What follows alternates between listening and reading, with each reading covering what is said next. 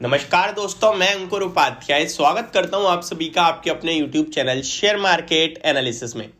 दोस्तों, ये वीडियो बहुत इंपॉर्टेंट है और उनके लिए ज़्यादा इंपॉर्टेंट है जो मार्केट में नए आए हैं या फिर जिन्हें समझ नहीं आता कि मुझे कहाँ पे खरीदारी करनी चाहिए, कहाँ मेरा पैसा बन सकता है। और थर्ड, ऐसे लोगों के लिए ये वीडियो बहुत इंपॉर्टेंट है जो रिस्क बिल्कुल नहीं लेना जानते। यानी कि आप स्टॉक मार्केट में तो आ गए हो, लेकिन आपको कोई भी शेयर में खरीदारी करते ही गिरावट होती है तो आप डर के बेच देते हो। आपको लगता है कि यार स्टॉक कंपनी खत्म, बर्बाद, जो भी आपके दिमाग में ख्याल है वो आपको ही पता होगा, मुझे तो नहीं आते हैं लेकिन इस प्रकार के।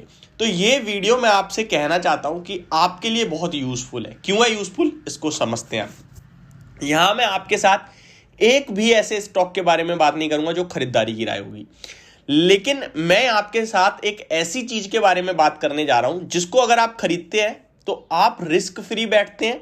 सेकंड थिंग, आप किसी पर्टिकुलर कंपनी के भरोसे नहीं बैठते, लेकिन आपके रिटर्न्स भी कम बनते हैं। अब आपको पता है जो जितनी ज्यादा रिस्क लेता है उतने बड़े रिटर्न्स बनाता है, ये फैक्ट है मार्केट में। आपको पता है कि स्मॉल कैप वाला रिस्क बड़ी लेता है लेकिन उसका मुनाफा भी 2-2, 3-3, 4-4 गुना हो जाता है, इनफैक्ट 10-10 गुना हो जाता है।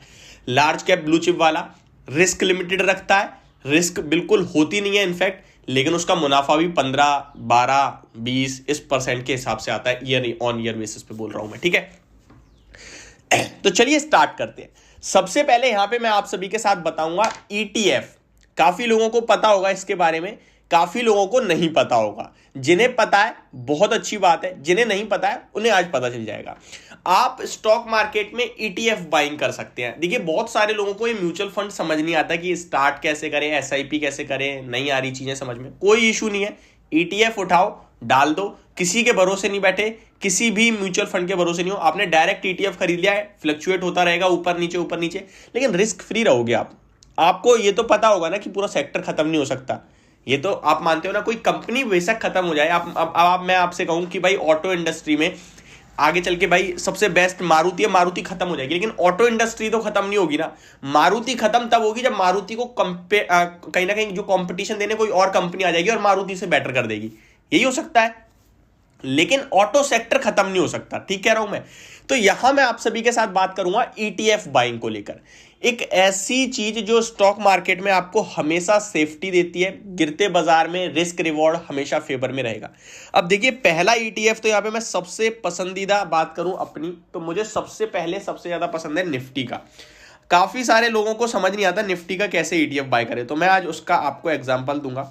तो निफ्टी ईटीएफ आप सर्च करेंगे एचडीएफसी निफ्टी ईटीएफ। जब आप सर्च करेंगे तो आपको ये सबसे टॉप पे मिलेगा।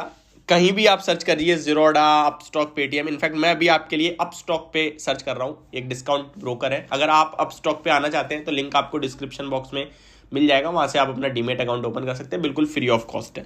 यहाँ पे मैंने सर्च करा एचडीएफसी, ठीक है जी, बहुत अच्छी बात है।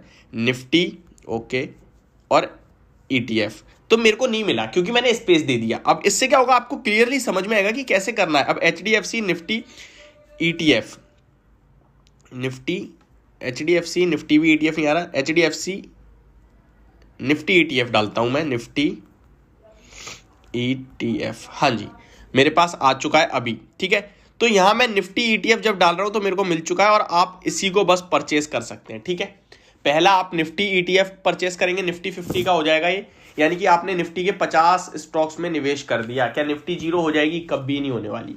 दूसरा, अगर आप आईटी स्टॉक्स को लेकर बुलिश हैं तो आईटी 20 ईटीएफ आएगा, उसको आप बाय कर सकते हैं। एक चीज बोलूंगा, यहाँ कंफ्यूज मत होना, किसी का प्राइस हो सकता है 1000 हो, किसी का 100 हो, वो हो सकता है, डिपेंड होता है कि किसने कोई स्प्लिट हो जाता है। जैसे कि मान लो एचडीएफसी का ईटीएफ हो रहा है 100 रुपए पे, निपॉन का हो रहा है 1000 पे, तो वो आपको डरना नहीं है। वो एचडीएफसी का है, मतलब एचडीएफसी ने बना रखा है ईटीएफ, और वो निपॉन का है, वो निपॉन ने बना रखा है, बस सिंपल, ठीक है।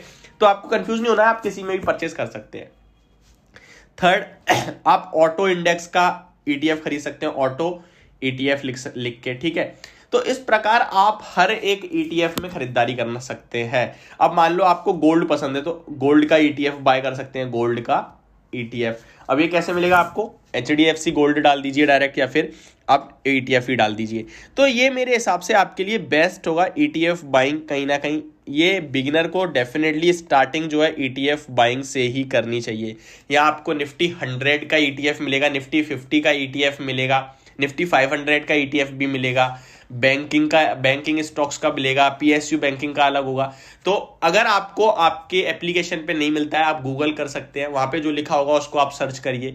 फिर भी आपको कोई क्वेरी आती है तो मेरी वीडियो में कमेंट करना, मैं डेफिनेटली आपको आंसर दूंगा। जाते जाते एक चीज और बोलूंगा, एक व्यूअर है जिनका कमेंट था कि मेरा आप स्टॉक पे अकाउंट है, अराउंड 92,000 रुपीज मेरे बैंक में थे, सॉरी मेरे डीमेट में थे, और 84,000 मेरे बैंक में आ गए हैं ऑटोमेटिकली। बट ये जो बचा हुआ 8,000 है वो ना मेरी बैंक में ना मेरे अपस्टॉक में। तो मैं क्या करूं, प्लीज हेल्प मी।